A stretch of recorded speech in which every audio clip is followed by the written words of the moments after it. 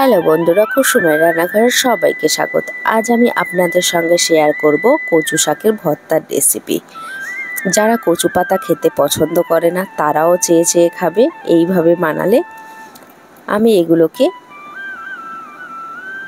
ছোট ছোট করে টুকরো করে কেটে নেব, নিয়ে ভালো করে ধুয়ে নেব।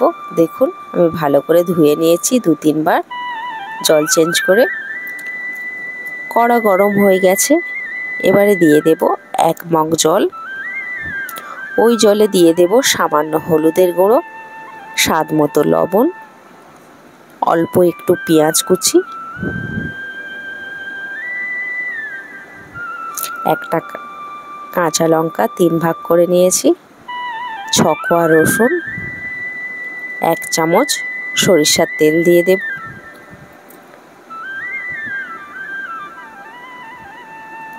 ঝোলটা ফুটে গেলে দিয়ে দেব কচু শাকগুলো।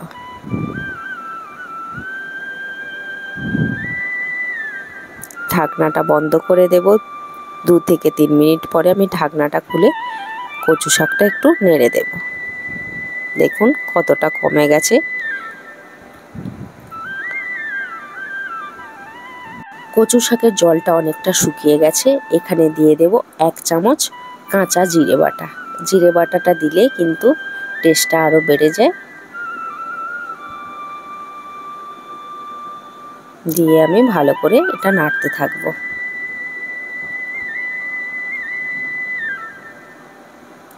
দেখুন জলটা অনেকটা শুকিয়ে গেছে, এটা আমার রেডি হয়ে গেছে। আমি প্লেটে করে উঠিয়ে নেব। দেখুন প্লেটে করে আমি উঠিয়ে নিয়েছি।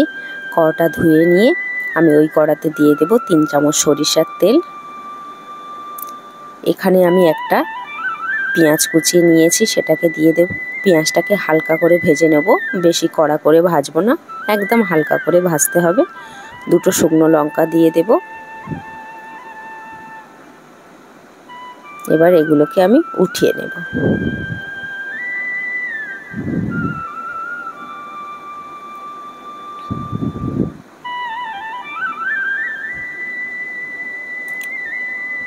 ওই তেলে দিয়ে দেব কচু শাকটা।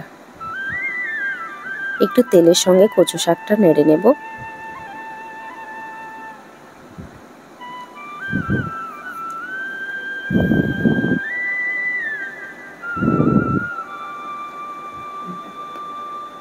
এক থেকে 2 মিনিট নাড়ার পরে এটাকে আমি উঠিয়ে নেব।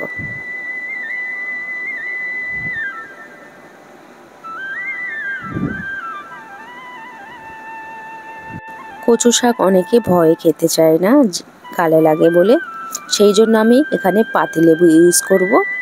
শুকনো লঙ্কাটা ভালো করে পেঁয়াজের সঙ্গে মিশিয়ে নেব। আমি যে গোটা রসুন দিয়েছিলাম ওটাকে একটু চেপে নেব।